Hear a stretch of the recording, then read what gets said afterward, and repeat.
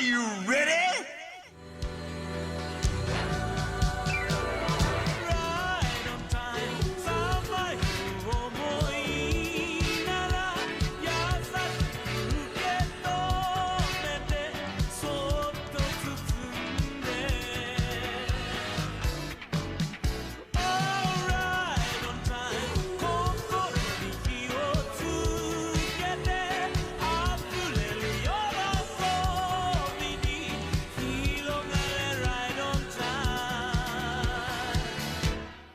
Howdy, gamers. Do you have hiccups?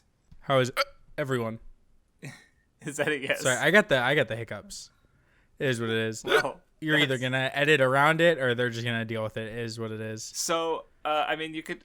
The trick that I learned from my mom to deal with hiccups is basically you exhale all your breath, you hold for 10 seconds, and then you swallow 3 times. It's hard to do, but it tends to work for me. So, anyway, I feel like when Vindy's holding back his hiccups, it literally just sounds like a sound effect in Street Fighter. That's why I thought you were playing earlier. I have comments open because I care about comments on an episode I wasn't even on. Yeah.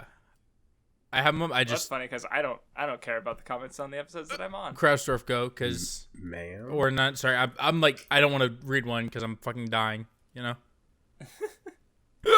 See what I mean? Hey. It's so funny. I mean, most of the comments are for you guys, so. So yeah, there's the Caribou-kun comment on my friends who are watching One Piece at times 2 speed. Yeah, I mean, I'm pretty sure they're doing it because they like it a lot and they just want to consume more of it faster. I never said I agreed with it at all, but like, you know, it is what it is. And I agree, like, if they, because there's, you know, comic timing and animation and music, like that. There's stuff they're not getting because they're watching at times 2 speed. So it's like, whatever, you know, if they have issues with it, then, you know, I'll be the first to point that out. So, you know. It's so weird, too, when you consider, like, okay, once they catch up, they're not going to still be 2 times speeding. Dude, I hope they are. They're just not going to be used to, like, how anyone sounds, like, how they actually sound. And then it's like, well, they're also watching the dubs, so, but anyway, what I was going to say about that is because also if you just if you get used to watching stuff at faster speeds, you can't go back. Like, I have a friend who plays a lot of emulated Pokemon, and he just uses speed up, and it kind of ruins, he can't play regular Pokemon anymore. Or, you know, I have a different friend who he watched, this was years ago, he was watching Extra Credits, the YouTube channel, and he sped it up even though they were short videos, and we watched one at regular speed, and he told me like this wasn't as extreme as it, but he basically said it was excruciating watching it at normal speed. You know, and I've heard of even weirder cases, like someone on claiming they were watching 2 episodes at the same time, and they were like, wow, it's actually not too bad. Like, at a certain point, you're just consuming things just to consume things, and I don't know, I'm not a big fan, so whatever. Yeah. Then how are you gonna say all the comments are for Crafts and Vindy when there's literally one about you? I saw from your best friend 2 that mentioned from a fellow risker. Dot says no none equals no watch. How do you feel about that? I mean, thanks. All right, you're just fucking hateful. I'm just a guy. Yeah, I mean, Line Phoenix also explained more for them about why the Indian Tokyo Avengers pisses him off, and I just feel like I agree, and I just think that like the problem at the end of the day is like the series didn't actually wrap up any of the stuff it had going on at the end in like a satisfying way, because everything was wrapping up with Takemichi and Mikey, and like this final loop just kind of got like fucked by them looping Can again. You chill out with and the spoilers. I literally have not read any of it, and it just like ending. Chill out. Yeah. Then the words don't mean anything. Grow up. Like, it just kind of, like, goes to the end and ends, and it's like, damn. Like, this whole thing just feels like, not, like, anticlimactic, but also, like, it's just, like, I don't know, like, you don't actually get anything satisfying for any of the characters' arcs, because when the series should have ended, it just, like, kind of, or could have ended, it just kind of didn't, and it kept going, but then it didn't fully justify keep going, like, the fact that it kept going, because when it, like, could have wrapped up that last arc, it just kind of, like, super dropped the ball. Yeah, I kind of agree, honestly. Like, once Mikey beat Pain, he was, like, done. Like, he was chilling. He didn't need to keep doing anything, you know? Especially that part when Boo showed up. Like, why'd they do that? Go home. Anyway, Anyway, so what I was gonna say, because I forget did I make the comparison to Eden Zero and Undead Unluck last time? I don't remember. I don't think so. Well, because like I'm also reading those two manga, and they literally both also kind of did the same thing at around the same time, where all three stories sort of did like a final time loop that this one, and they're gonna fix it all. The difference is Tokyo Revengers was like, okay, the end, and Eden Zero, which I don't care at all, but it's it's still like actually doing a thing where it's taking more time and it's like having a final arc, and Undead Unluck is more actually just having a final like series of arcs. So it's like both of them are just doing that in a more interesting way. So it's like unfortunate. Well, you can't stack up to Mashima. That's a little too high of a bar. True. You got a fucking point. Anyway, the only thing on the Reddit is apparently Shabes. He guested on the Weeb crew, but he accidentally tweeted the Weeb Club instead, and which is kind of funny. It is funny. That shit goes crazy. I saw that tweet actually, and I almost replied to it, but I didn't. But I just saw him like say like he was on the Weeb Club, and that was it on Twitter. And I like had a split second. I was like super confused. I was like, did they have Shabes on without me, or did I just like not remember having Shabes on? And I was super confused for a second until I clicked on it. I also was like, is there another Weeb Club that had Shabes on? Like, I was just really confused. When I saw that, I was thinking of the other Weeb Club that I do know. Because when you search Weeb Club, there is another one. But, like, no, it's just the Weeb crew. Yeah, so that's funny. Anyway, topic. So, yeah, I had the idea that since we started the year, or for the podcast, talking about, like, what were our goals for, like, going through stuff in media, watching or playing or reading or whatever. So yeah, I guess I thought we'd do an update and see like how are we doing? What have we got new goals? Have we finished anything, or are we making progress? Like what's up? I guess. Vindy, how are you? Yeah, make Hiccup Man talk first. Yeah, please not me. Okay. So yeah, I'm still plugging along with Aikatsu. I have missed a couple days, but I made it back up. So oh fuck, that's right. I'm actually in the last part of like the last like because it's structured in like 25 episode chunks basically. So 2 core arcs more or less, and I'm in the last one of the first series. So got that going for me. The manga reread is still I mentioned I've Beastars and Bakuman have become top favorites, and still enjoying and having fun with a lot of manga that I've been talking about. Reading 10 right now. I'm gonna read the first 15 volumes of 10. Then I'm gonna read all of Akagi. By the way, 10 is it's a sequel to Akagi chronologically that Fukumoto wrote before he did Akagi. Like he basically like has this old dude in the manga who's really cool and he's a genius, and then he goes back and does a prequel manga that I probably is, I don't know, at least in the West it's definitely more well known because it's got an anime. But then at some point during Akagi's run, he went back and added 3 more volumes to 10, and I could say so I'm basically gonna kind of read it in an order that I think will hopefully heighten those last 3 volumes even more by reading it after all of Akagi, even though that's technically it was finished before Akagi anyway. But we'll see how it goes. Fair enough. I mean, that kind of is not exactly as how I did it, but like I had watched all of Akagi before I read 10 and then read all of Akagi after. So I had like read enough of Akagi or seen the Akagi anime, which goes far enough in Akagi that I had read what in Akagi was out by the time 10 came out. And it kind of gave me that where like it really, because like the big reason that like you want to do that, to not go into spoilers, is that there's like super hard thematic parallels between those last 3 volumes of 10 and what they're about and with Shizu Mahjong. And so it's really cool seeing both of those be there, because like it ultimately was like Akagi sticking true to like his like biggest like value or what he holds most important. It's really cool. Mm-hmm. Which I haven't gotten to, like, I mean I watched Akagi last year, but I assume it's the thing because he brings that up in 10 actually of being true to himself basically. And he says that the point I remember the most is he literally says it in the train ride on the way to Shizu Mahjong, like basically the same thing.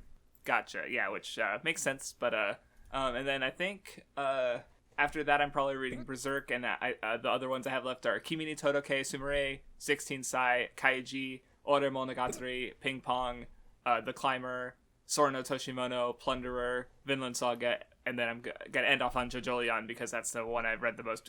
Finish off the JoJo's Bizarre Adventure reread. So, and that's the end of my manga reread. So yeah, I have more, but I'll let someone else go, and I'll come back around. Okay. So one of the things that I'm trying to do is kind of finish up reading and watching some older Jump titles, like specifically from the Bronze Age, which I mean technically isn't like an official term, but I like the term. It's better than everything else everyone comes up with of like old gen or whatever the fuck like TikTok people say. So like I have like a list of like what's translated and like to what extent that I'm interested in. So like I like for now this like it leads up to I guess Dragon Ball, like that's the like stopping point for the list. But I already finished Otoko Ippikigaki Daisho. I've read the like 4 chapters of Harenchi Gakuen that are translated, which is the like dirty comedy by Go Nagai. And I'm still watching Gutsy Frog because none of the manga's translated. Even if it was, I probably still would have wanted to watch it, but I would have probably done both, especially after I actually ended up liking the show. After Gaki Daisho, I started reading the like translated chapters of Ring ni Kakuro, but not like as into it yet, but I haven't read that much of it. After I read it, I'm unfortunately going to watch it, which I know the anime just drops you in the middle of some random arc that isn't even close to the start of the manga or something. So that would be fun. And I read, like, I'm not really, like, trying to do a completionist thing since, like, they're obviously not all fully translated and there's a lot of series. So, I tried a little bit of Kochikame, what's translated of it, since it's, like, it's part of the beginning and then some random chapters that just skip, like, way later and it's just, like, all over the place. But I tried, like, the first 2 chapters. I just dropped it, even though there's more that I could read in order.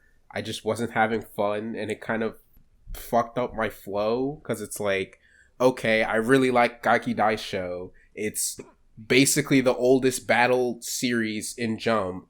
Wow, they had a really good start with this. And then I read Kochikame, and I'm like, fuck, this is why people don't like old shit. So it, like, killed my momentum and killed my hype, because now I'm like, I stopped being biased against Kinnikuman, because I was like, okay, I'm going to give this a fresh shot. Yeah. And then Kochikame comes along and is so unfunny and bad to me that I'm like, well, now I'm not looking forward to Kinnikuman, because now I'm like, Kinnikuman's going to be like gag and not funny and has bad scans. So it's like, well, that's after Ring ni Kakuro. Unless I do... I mean, there is Cobra, which is like... I think its full title is like Space Adventure Cobra or something. Technically, I could do that after Ring ni Kakuro, but like, I don't know why I'm just like so uninterested in Cobra. I don't know. And then like after Kinnikuman, there's Dr. Slump that I'm gonna read. I didn't like it the first time I read it. Read some of it. I read like, I don't remember how much I read. It was like maybe a volume or 2. And I guess after that, there's Fuma no Kojiro, which I don't remember what that even is right now. I know I have it written down somewhere, but I just don't remember off the top of my head. So Fuma no, that's the one that Kuramada, the author of Ring ni Kakuro, did between Saint Seiya and Ring ni Kakuro, I'm pretty sure. If I remember correctly, it basically ended, I think his dad died or got canceled or something happened. Maybe both. I don't know. But no, it sold pretty well, so it probably wasn't canceled, but I think some personal issues came up, and then so it was like, I think it sold decently. It just, it had to end for reasons, and I'm probably misremembering something, but yeah, that's all I know about it. So see, I know Kuramada did one series that was a homage to Gaki Daisho, but because like, you know, Ringi Kakuro already existed and there's already like all these exaggerated, like, not all of them were battle series, but like exaggerated like powers and like aspects to their series that like a more traditional down to earth thing like Gaki Daisho where there's no powers and stuff, it just wasn't like appealing at the time. So I know like one of his series got canceled. I don't remember if that's, I wouldn't assume that's Fuma no Kojiro, but like that would have been the one because Saint Seiya and Ringi Kakuro were both like successes. So unless he did something else like shorter, like before Ringi Kakuro or something that I don't know. Those are the only three. No, it was after Ringi Kakuro. I know that for sure. I just don't remember what it was right now. Then after that, there's Wingman, which I wanted to watch. Felt like something that I'd be more interested in watching, but it's kind of like like I know like a boy like gets like superhero kind of powers or something in like a dream world, not dream world, but it's like he kind of takes on the powers of heroes that he likes, and then there's like some rom-com love triangle thing. So I was interested in that one. After that, then Fist and North Star. Everyone knows what that is. I'm reading that. Ginga Nagare Boshi Gin. I want to read that. No, I'm probably not gonna watch That's that. the wolf one, right? Yeah, it's the wolf one. It sounded cool because it's like a bunch of wolves are just gathering together for their ultimate goal to face off against like a bear. That just sounds cool. And then I'll reread Dragon Ball. Nice. So quickly, no, never mind. Go ahead, Vindy. I would say I had made a plan at the beginning of the year. I think I talked about it on the podcast to like read more, and like I was doing that a lot better at the start of the year. I've fallen off, especially in the last couple weeks. Really since like because Zelda came out, and made you lose faith in humanity because it was so bad. No, well, I liked Zelda a lot, so I was playing that, and then I mean Street Fighter is all I've been doing in the last week, so I just haven't had as much time to read and haven't been reading as much because I've been playing a lot more games. But I still feel like I've read a good number of books this year, and I want to get back to reading soon. So, you know, I'm not like super upset with the amount of reading I've done, if that makes sense. But I've read, you know, mostly just like the fantasy books I've talked about on the podcast, and they've been good. I started Wheel of Time, and I'm reading that a little bit, but it's just hard because it's like 14 books, and I'm a little bit into book one, but I'm not far enough into book one to where it's like really, really fully grabbed me yet. You know what I mean? So it's been a little bit hard to keep going in that series when I know because it's a 14 book series. Eventually, I'll get into it, and it'll like really grab me, and I'll like, you know what I mean, want to really sink my teeth into it, but just. Book one, even like 200 pages in, I like what I'm reading. It just hasn't really like super hooked me yet to like really give it the full, you know. Mm-hmm. Yeah. Did you have more stuff, Cross? Oh well, I have more stuff. Well, before I got to more of my stuff, I was just gonna say because like so with Dr. Slump, like the first volume or so I was fine with. Then there was like a 5-volume stretch where I was just not into it at all, and then it started winning me back. So I don't know. And then Kinnikuman, like I did a whole discussion on it. I got some things out of it, but it's still very rough and like yes, even I with love like Kinnikuman. The early parts are especially like kind of a fucking slog, and there's some weird stuff, and also the translation doesn't help because especially like you'd think a fucking silly like wrestling manga or like a battle series wouldn't be it's fucking like Hunter x Hunter levels wordy sometimes because of the fucking shitty translation, where it's just like manga stream like fucking shit where like it gets rough later on.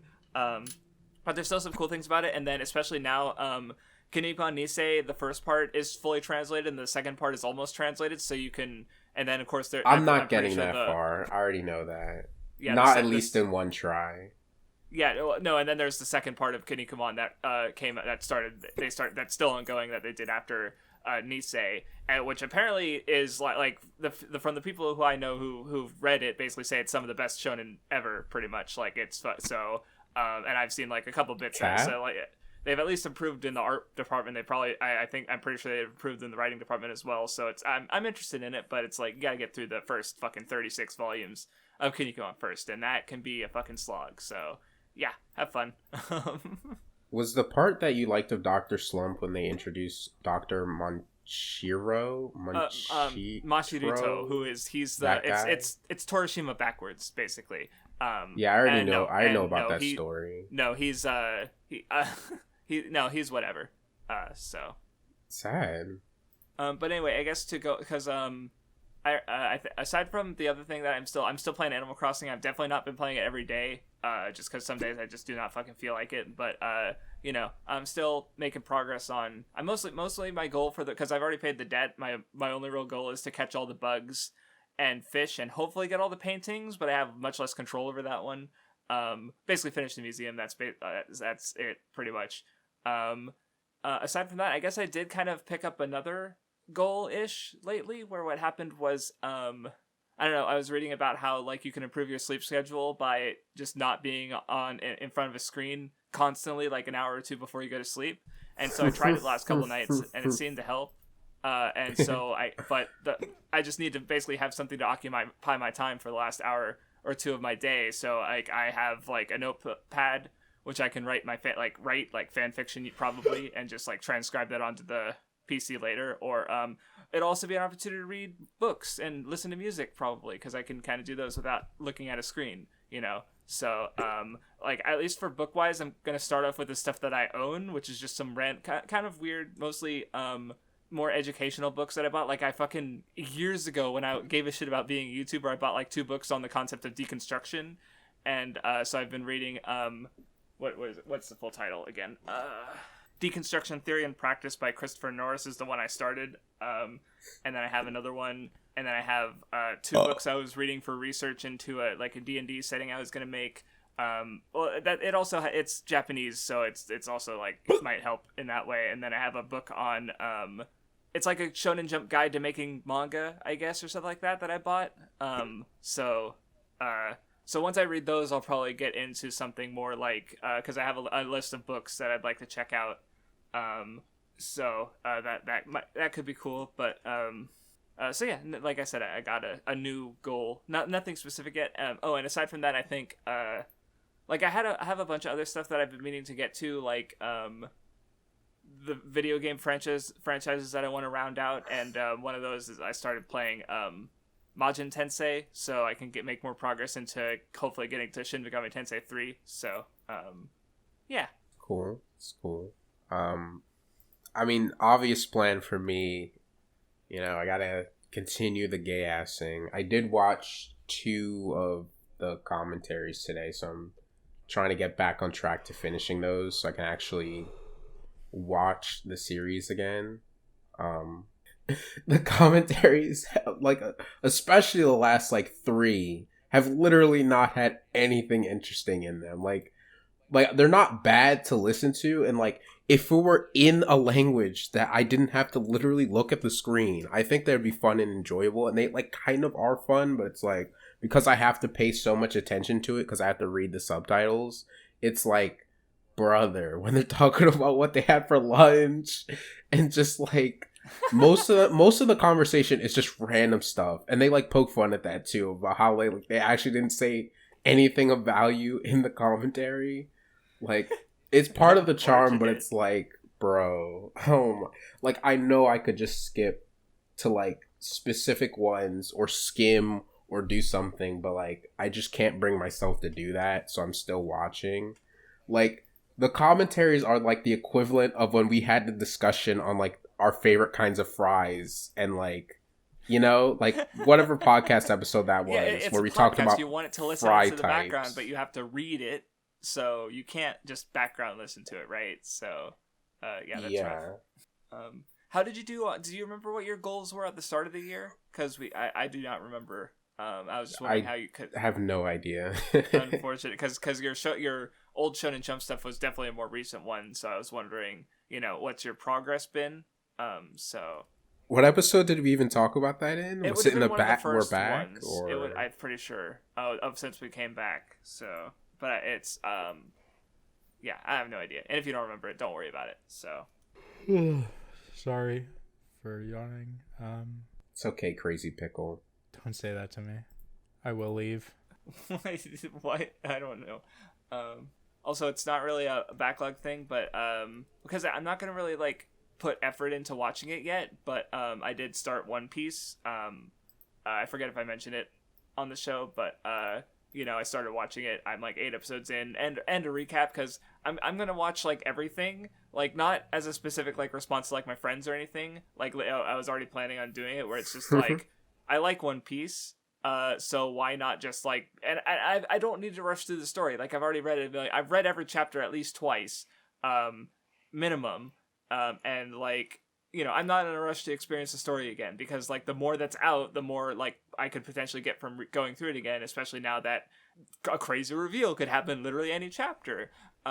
Right. So I just figured, like, why not just watch every fucking recap episode and special and all the specials and movies and just fuck it, everything. I already have a list of, like, basically the release order, because the Wikia is really well formatted for that specific way. So I just, like, so basically I know when, like, okay, after this episode I watch this special or this movie and so on and so forth. So, yeah. And I'm sure some of it, especially, like, the recent recaps are probably not translated, so I won't be able to watch everything. For sure, but I'll probably also just like watch the Toriko and Dragon Ball crossovers, which technically involves watching like episodes of like Dragon Ball Kai and Toriko, but I might as fucking well. But yeah, that's more of a long-term goal as a like when I feel like it thing.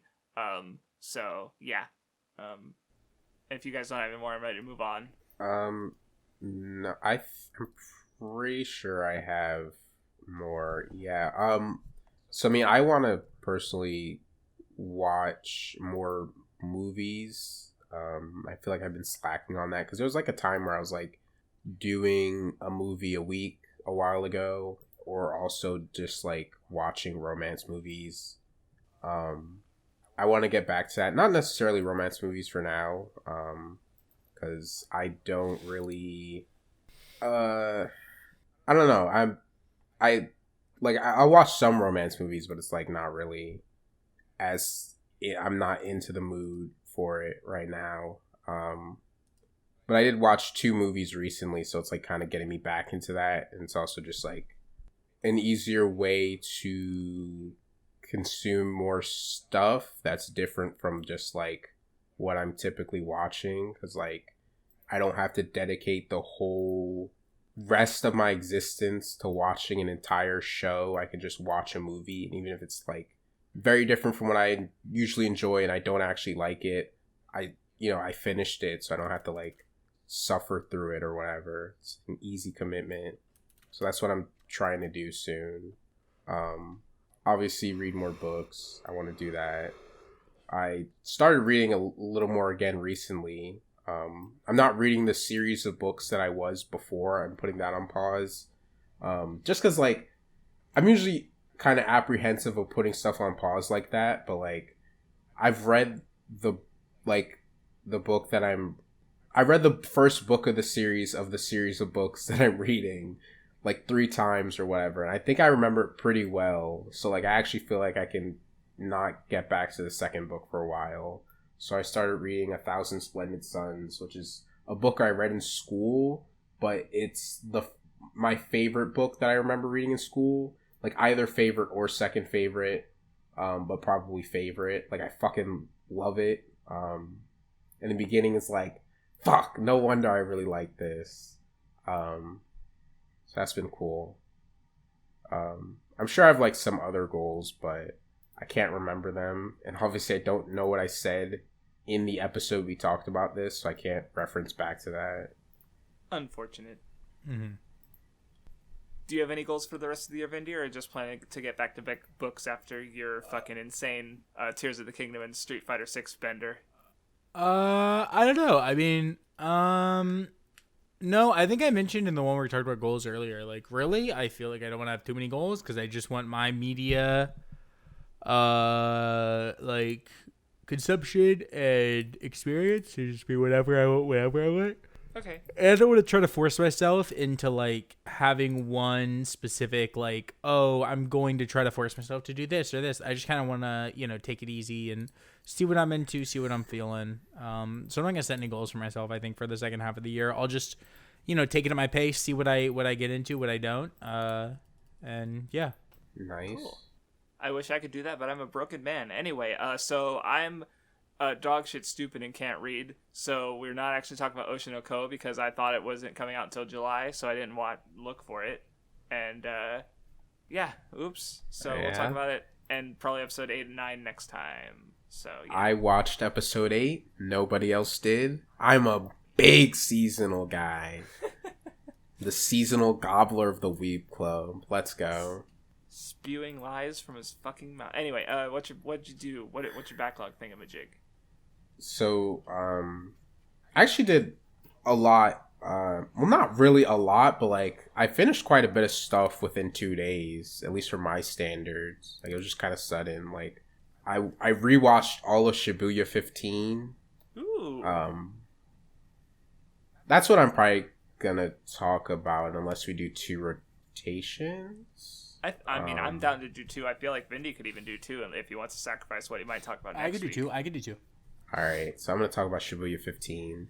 It's still pretty good. I will say I probably like it ever so slightly less than before, but I still think like conceptually it's super interesting, and like I'm interested in like seeing if I can ever watch or read more stuff like it, because it just has that like really interesting concept to it that's like I kind of want to see like different takes on this. To like not spoil it too much, is which like it is very open from the beginning in like its intro that, you know, they're in a virtual world. Like the Shibuya they're in isn't the real Shibuya, so like, you know, there's a lot of questions like, what are they doing here? What's the purpose of this fake Shibuya? Like, why are all these like gangs of kids like just doing shit and nobody's like stepping in or whatever? But you know, I super think it's like interesting to see how like how they deal with the kind of like, it's actually difficult to talk about this show without spoiling anything. Yeah, it kind of goes kind of hard, and it's a little because like all the non-spoiler stuff is just like very basic shit. I actually don't know. Like it mostly deals with like growing up and sort of delinquency and criminal, like, I guess, like how... Yeah, like the idea of, like, it kind of doesn't matter that they're, like, suffering and kind of fucking themselves up because, like, oh, they're just kids, they're just 15, so it's, like, get it all out of their system now. But, like, I think, you know, the greater forces behind what's going on are kind of, like, ignoring their suffering. You know, and it's kind of interesting to see, like, Tsuyoshi not giving up hope and kind of not like bending to the system that wants him to be a certain kind of way, I guess. It was also cool to, you know, kind of watch a live action thing with, you know, the kind of more, not like kind of cheesy-ish action, like, but it's like the good kind, I guess. This toku is different from other toku because I like it and it's actually good. No, even with Flash Man, I kind of like the action in that. I don't know, it's good. I would recommend. It's just, you know, it's definitely a thought-provoking show. Yeah, I guess to bring up briefly our connection over it is that like you watched it for the sake of editing a video that I did on it, which did in fact come out when I did a Toku month, because it's a good video, and you know, you did a good job editing it. You even found something that I didn't. I sort of talk about some Buddhist symbols in the video, and there was a clip of the Tsuyoshi pointing upwards, and Emma, right? That's the girl's name. Yeah, looking at his finger, like exactly, literally. Which I put that in the script because it has to do with the Buddhist symbols I was referring to, and it literally happens in the show, and I didn't catch that. So, you know, it is what it is. But, you know, so yeah, good show, I guess. Two other series that I can come to mind is, so there's the manga Holy Land, which isn't really supernatural or sci-fi in any way. It's just a martial arts street fighting manga, but it's also very much discussing the same kind, because I feel like I don't know what happened in like early 2000s Japan, but I'm pretty sure like just like, especially like thinking about how like Tokyo Revengers is like a delinquent manga, but it's like a modern, it's like a look of the past, but even the past is still like the 2000s, and it's like something happened with delinquency in Japan that between like the 90s and the 2000s, And Holy Land and Shibuya 15 are both sort of looking at that from the lens of the 2000s, basically. Another series, I haven't touched it at all. What I do know is very sort of scattered, but I've heard it compared to Shibuya 15 is The World Ends With You, which also takes place. I remember at the time you did recommend that as something. Yeah, I don't know how, in what ways, or in what ways it's similar to Shibuya 15, aside from that it takes place in Shibuya, apparently, but, and there's some weird, like, it's supernatural from what I know about it, but, obviously, like, Nun mentioned the virtual world, so Shibuya 15 is more sci-fi, but, like, I mean, in a virtual world, weird shit, I don't know what the deal with The World Ends With You is, because I've never played it, but, if you like one, you might like the other, that kind of thing, so, yeah. Cool show. Yeah, part of the reason I rewatched it was just because, like, I'm not dissatisfied by the ending at all, but, like, it's one of those things where it's, like, I'm interested in, like, the positive, a more positive version of that in something else. Mm-hmm. Like, if I were a fan fiction guy, I would be interested in, like, exploring, like, how exactly you would, take it a step further, I guess. Mm-hmm. Oh yeah, that's part of why I wanted to rewatch it. I guess that to again not spoil it, but the ending of Shibuya 15 was interesting because it's very open. Like, it doesn't really explain itself to you, and that's what kind of drew me to do the video, because, like, I literally finished the show and I was like, well, I didn't fucking understand the ending, so I had to, like, fucking think about it and sit there. Like, normally I'm much faster at getting stuff. I would say, like, when I finish a show, especially with the ending of a thing where it's like, here's the point of the show, and I finish the show and it's like, what? And I didn't want that to be my takeaway, so I literally, like, went back and, thought about the show and ended up doing a video script because, like, I even looked on YouTube and there was like no discussion of Shibuya 15. Like, there was one podcast where it's like, masterpiece or trash, okay, so I just wanted to have, like, here's my takeaway from what the series was saying, and because I think I had a positive takeaway, but it's very understandable to not feel that way based on some of the things that happen in the endings. So it's like, I get where you're coming from. There is what I'm trying to say. Vindy, my turn. All right, so the final episode of a show I've talked about a couple times before, Ted Lasso, came out, and I've now watched it. So yeah, I don't know. I mean, Ted Lasso goes hard. It's a really fucking good show. I think that the ending did a really good job at, like obviously a lot of it was what was, like, going to happen. Like, it was the only way that I think, like, certain things ever really could have happened. But, like, I don't know. I think it did a really good job at, like, satisfying, like, having a satisfying ending to all the characters, like, storylines, and I think it did, like, just a really good job. I mean, it was a really good show all the way out throughout, and, like, I wasn't worried about the ending, but is what it is. I was excited that they did decide to end it in the 3 seasons, because it's just nice to have the show go and end and have, like, its complete story and have characters have its, like, complete arcs. And, like, I've heard people say, and, like, it is very true, that they could easily do a like, spin-off series with it, but I don't think they have to, and I would kind of prefer they didn't, because I think, like, the way the show went and the way the show ended was, like, so fucking mint, and, like, exactly what I would have wanted to see. So I don't know. I thought Ted Lasso was, like, really good. I fucking super recommend it. It's hard to talk about because I've talked about it a couple times before, but it's a really, really good show. I was, like, super surprised.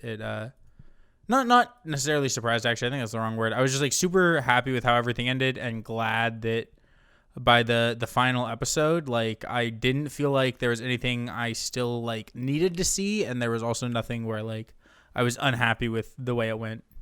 I don't remember you talking about the show before on the Weeb Club, but I feel like I have. I can give, like, the. No, I remember.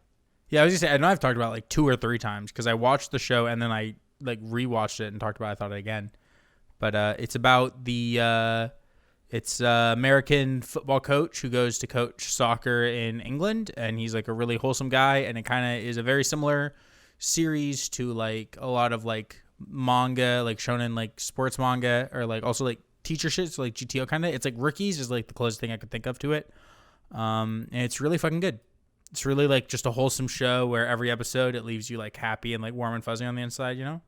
So it's great. Nice. So last year I did not watch everything Ghost in the Shell, but I watched most of it. What I didn't watch was Ghost in the Shell Standalone Complex 2045, which is the more recent CG sequel.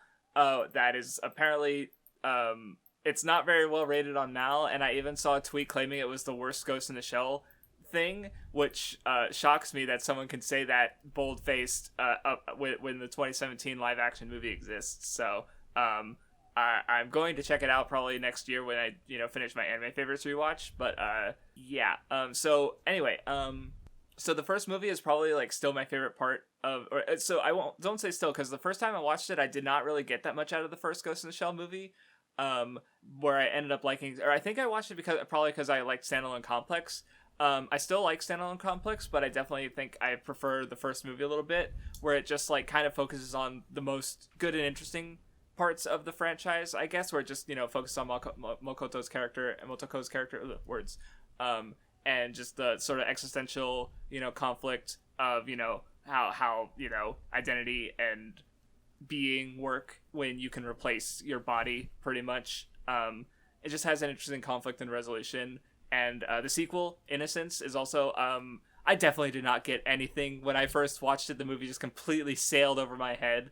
But rewatching it, I definitely got more out of it. Interesting like symbolisms and conflicts and stuff going on. I don't like it quite as much as the first one, but it's still pretty solid.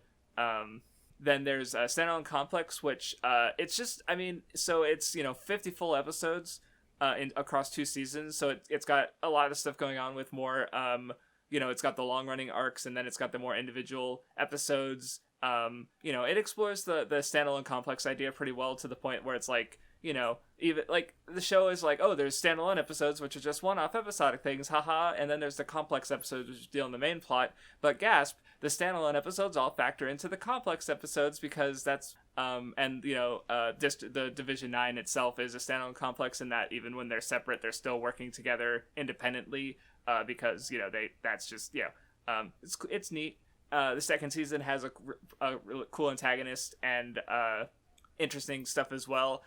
I think Solid State Society kind of gets at my like issue with Standalone Complex, in that like it's about these cool ass super cops who don't like. Standalone Complex actually unironically tries to be the message where it's like, so basically the plot of the movie is that fucking Motoko is a super hacker who literally like sets up a thing where it's like, so there's a bunch of old people who like with no one to leave their shit to, so they're just dying and their money's going to the government. And then and she basically like has a system set up so like kids from abusive homes can basically be adopted into those families of lonely old people, sort of solving 2 problems at once. And at the end of the movie, she goes, yeah, but it didn't feel right because I wasn't working in the system. And then Aramaki's like, yeah, you gotta work within the system. And I'm like, motherfuckers, early in the movie, you broke into some rich dude's house and advanced the plot because you found out he was dead. And you literally like, well, we're not supposed to fucking be here. And it's like, they just fucking bend and break the rules all the fucking time. And then they had the audacity to end off the fucking Standalone Complex with that. I'm like, brother, like there's one episode where they're fucking Paz, the knife guy, like they literally have documented footage of him like murdering a dude. It was an imposter, and like we as the audience know that they're imposters, or they know that this was an imposter, and like Division 9, they're cool dudes, and we can trust them as an audience. But like they literally find a way to get him out of trouble so that they can figure shit out. And I was just like, they just have a lot of fucking power, and we know morally that they're good guys, but it's like, it's still just a little I don't know, rubbed me the wrong way a little bit. It's still cool. I like the show, but yeah. And then Arise was just incredibly fucking boring. Like the first one was mildly interesting because it's like, oh shit, memory and shit, and like they sort of do some. I was mildly engaged the whole way through, and then there's 3 more movies and they all do the exact same thing, except it's no longer the protagonist who's having the memory fuckery, it's always someone else. And so it felt like, especially coming off of Standalone Complex, which had all these varied and interesting ideas, Rise just kind of did the one idea 4 times, and I was like, I don't care, and then I kept going, and I still didn't care. So it's whatever. The 2017 movie is funny in a not good way sometimes. Like, it opens up where it's like, we made the perfect woman, or the perfect human being, and it turns out like what they did is they took it like a Japanese rebel and they made her into Scarlett Johansson. And so it's like, so to make the perfect person, they made her white, which is really funny. You know, and then it's just a really boring and stupid movie. Like, they just, it's just Blade. It's just fucking.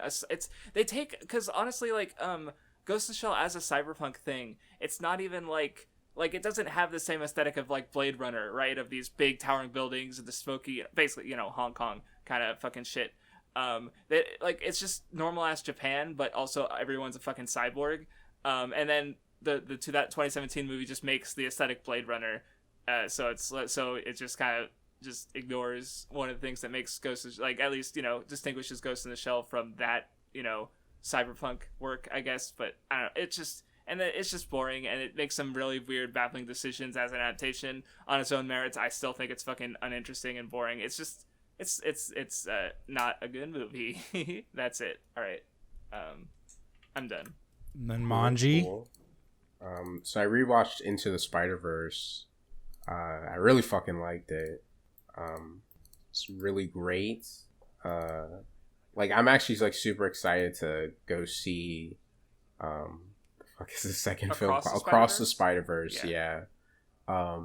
Like, honestly, I'm still not sure like how I would stack up Into the Spider-Verse with like the other Spider-Man films. Like, obviously it's better than the vast majority of them, but like I guess the extent of which is like, you know, I still like Spider-Man 2 the most, but I'm wondering if like it's equal to Spider-Man 1 for me, or like just slightly below Spider-Man 1, because like, while I really, really like Spider-Verse, and like I was getting emotional at certain points, like it misses out a little bit on that, like, he's just like me, he's literally me.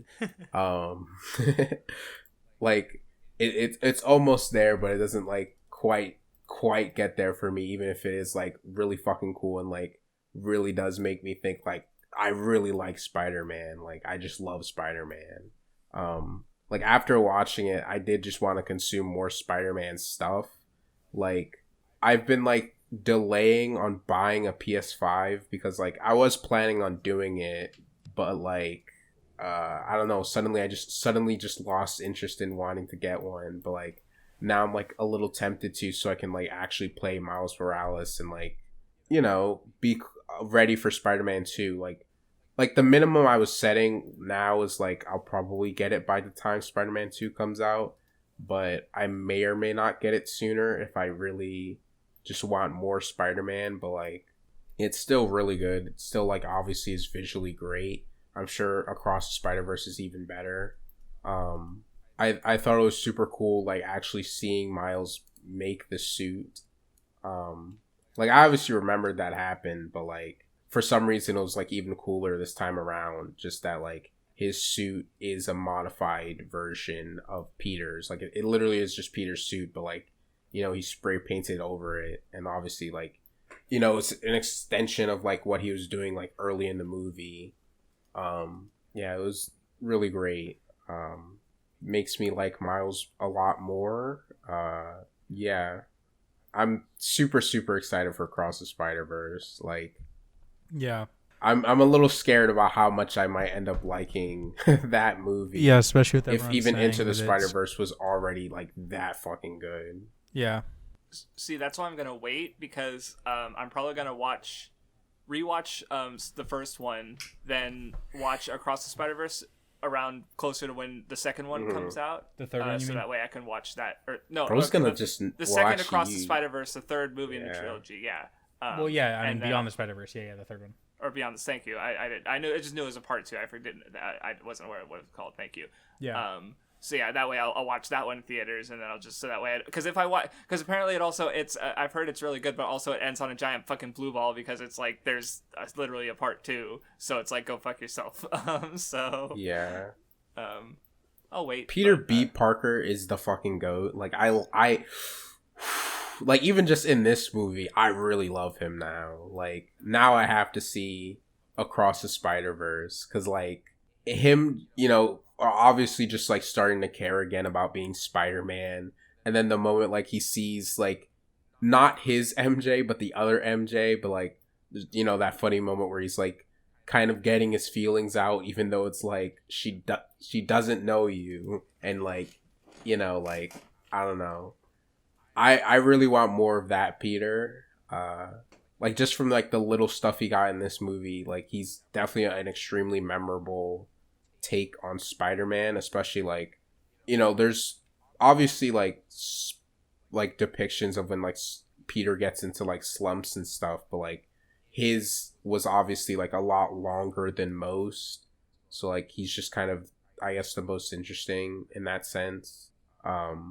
Yeah, super good, great movie. You can go ahead, Vindy, with your thing. Yeah, I mean it's Street Fighter. I don't know. So Street Fighter 6 came out a week ago, basically today, as of like recording. I currently have like 60 hours in it. I'm playing it a fuck ton. I think the game's really fucking good. It's really fun. Something I've had a lot of fun just like fucking grinding, putting like an ungodly amount of time into. I think that like the basic like just like fighting feels really good and like moves feel really good. I really like the drive system. The characters all like have sauce and are cool and fun. The music is good. The game looks good. I haven't really touched as much of like the story mode as maybe other people have. I've touched a little bit of it, but I've mainly been doing just like either playing like ranked or just like with friends, like in just like lobbies. And yeah, I don't know. It's fucking good. Game's just like really fun. Like it was exactly what I wanted, which is just like the game to be good and just like be playable and be Street Fighter and be fun. And it is, and I'm really glad it's like finally out and I can just like play it as much as I want, which is a lot. Yeah, I don't know. It's just like really good, and I like super recommend it if anyone's like curious about it. Because like I think, you know, obviously like there's like the modern controls, where, you know, like we had or not we like I, you know, I understand like people have like a hard time getting into like more traditional fighting games, like the execution barrier, right? Where like, you know, doing things like quarter circles or other things can, like the execution barrier can be genuinely tough for people, but modern controls like fixes that. And then like in terms of like just like tools to like learn how to play the game, like the story mode does a lot to try to actually teach players how to like play the game, and like actual like real teaching tools for both like just character specific stuff and just like the story mode in general tries to help players understand like how Street Fighter works. And it's really cool that like there's a story mode that is literally just a JRPG where instead of like turn-based battles, it is just Street Fighter with your creative character. It's like super fucking cool and super sick, and it's really fun. How long is the story mode? I've heard like close to like 20 hours just to like finish. I don't know. I haven't finished it. So I can't really say. I would never finish that. What? I would never finish that. I don't have the power. It's fun. It's cool.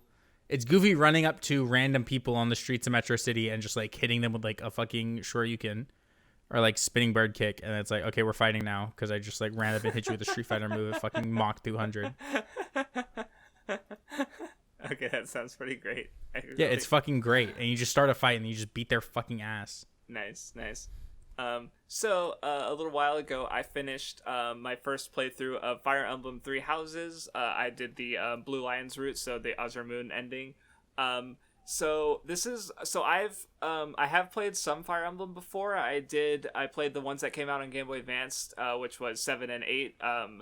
The unnamed in North America, number 7, it was just Fire Emblem. I forget what something sword. There's like Blazing Blade and Binding Blade. I think Binding Blade, which is 6 and 7. I forget which one is which, honestly.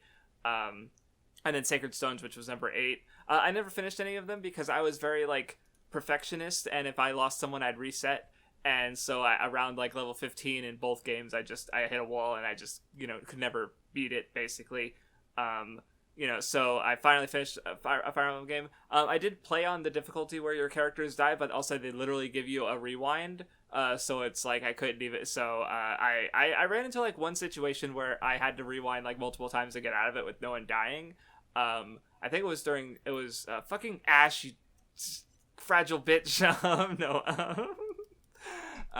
But anyway, so yeah, like, I played on normal difficulty, and I'll probably bump up the difficulty next time I play it, because, I think it was good to, get my feet wet in Fire Emblem, but, I was definitely, like, a little bored by the end of it, like, because, like, so how the game is structured is they split you into, like, your downtime with classes where you're training everyone, basically, or, having conversations, and tea time, or whatever the fuck you want, fishing, whatever the fuck you feel like doing.